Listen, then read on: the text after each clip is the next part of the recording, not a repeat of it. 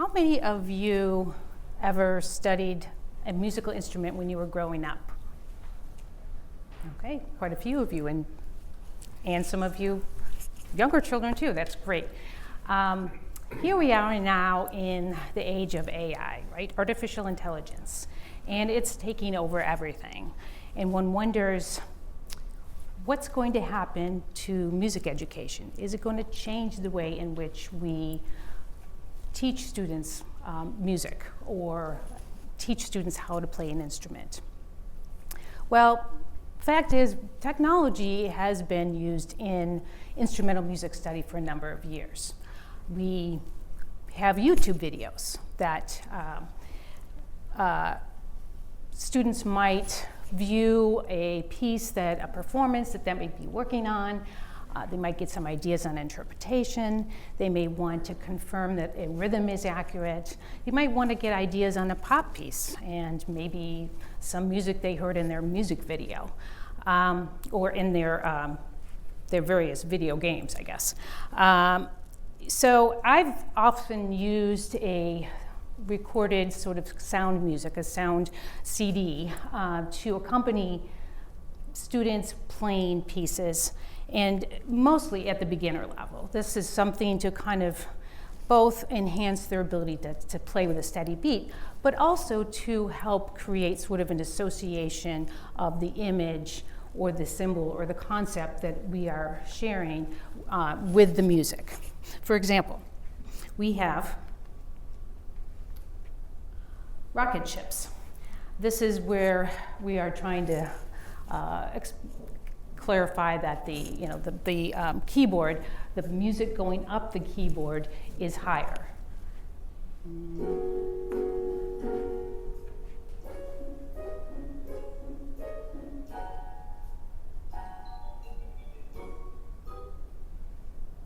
On the same token, we might have a separate audio file, and this one's kind of more interesting instrumentation, kind of a jazzy arrangement to help clarify that the music is going down, or down the keyboard, but it's getting lower.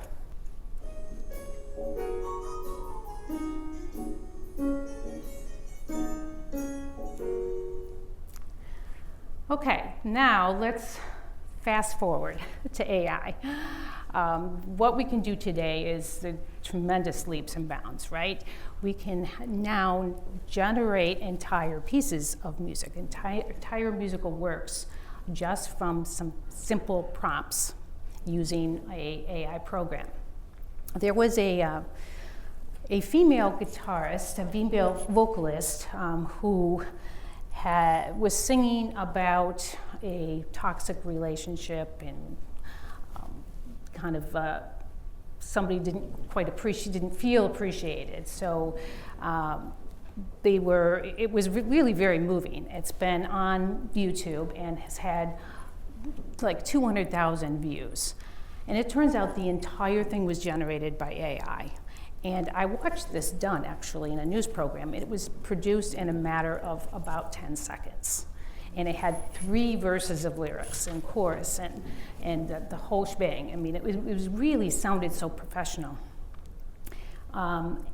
Then I thought, well, you know what? I'd like to kind of explore this program as well. And we decided to try to just create our own musical work about our dog. And we put in the prompt, create a song about a sad dog waiting for a walk. And again, produced amazing lyrics, very moving. So now this brings us back to the question. We have this amazing technology, so many possibilities we can use to produce music. Do we need this sort of archaic system of traditional music study? Well, that question was actually brought up several years ago, not whether we need it, but the fact that music study is sort of insufficient. It's not really a very significant part of the elementary school curriculum. And so a group of educators and scientists and neuroscientists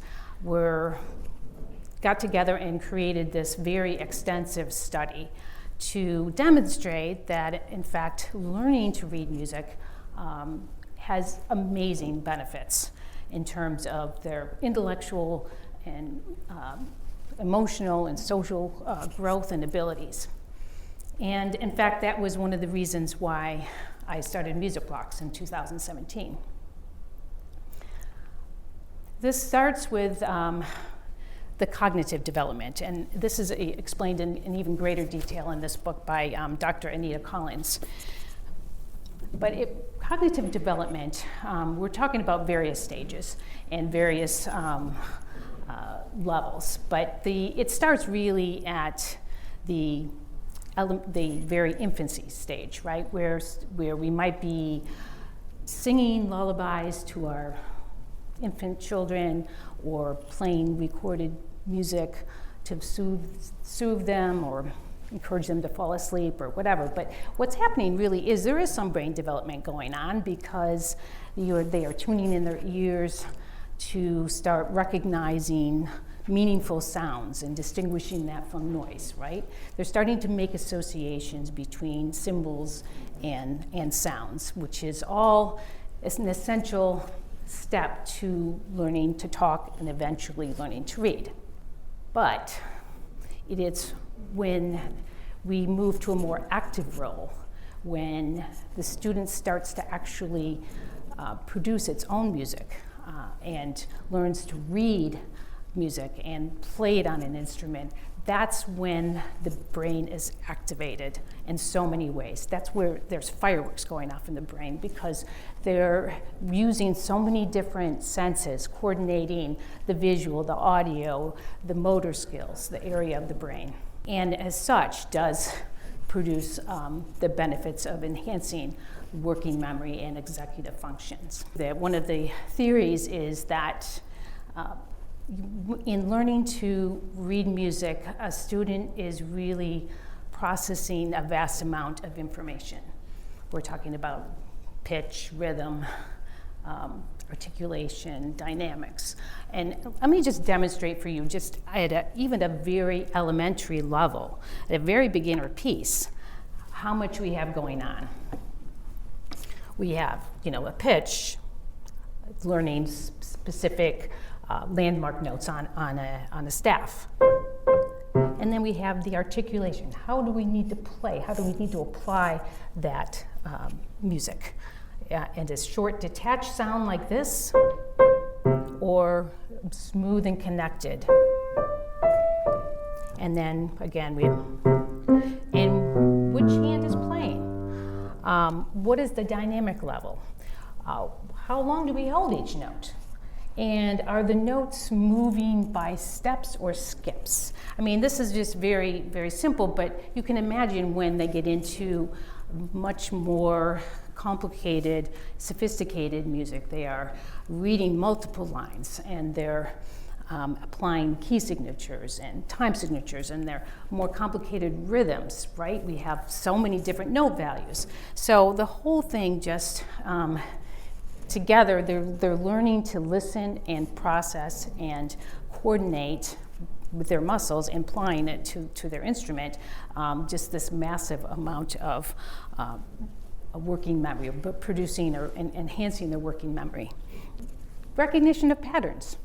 Music is made up of all sorts of patterns, right? We see repetitions in a theme, or we might see slight variations on the theme, or a development of a theme, but really music often is just very simple, direct repetitions. For example, we have a chord progression in this song by Tchaikovsky.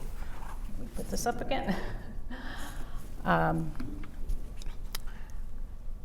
We have a repeated chord pattern in the left hand, for example.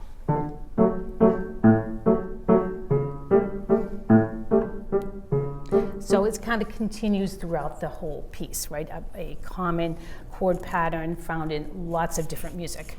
Then we have an opening phrase. And a very similar phrase using the exact same rhythm. in a sort of appropriate response to our opening phrase. Then look what happens on the second line. We have the exact same phrase appearing again.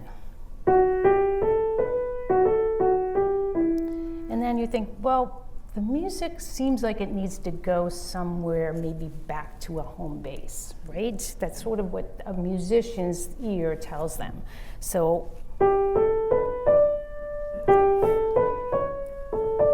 And in fact, it does.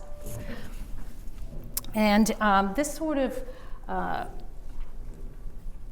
recognition of patterns and making associations and anticipating where the music is going to can really translate into other areas where students can recognize the similar patterns and as such kind of generate ability to problem solve, right?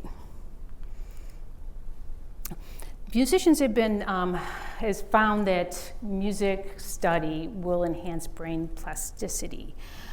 Well, what does that mean? It's basically your brain can become so full of information. It reaches its capacity, and it has to kind of make room for new information. And as such, it has to restructure itself.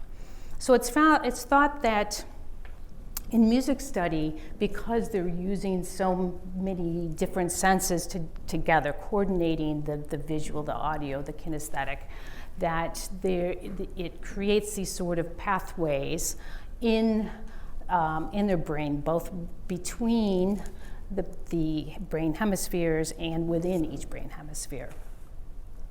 So this is something that again, Dr.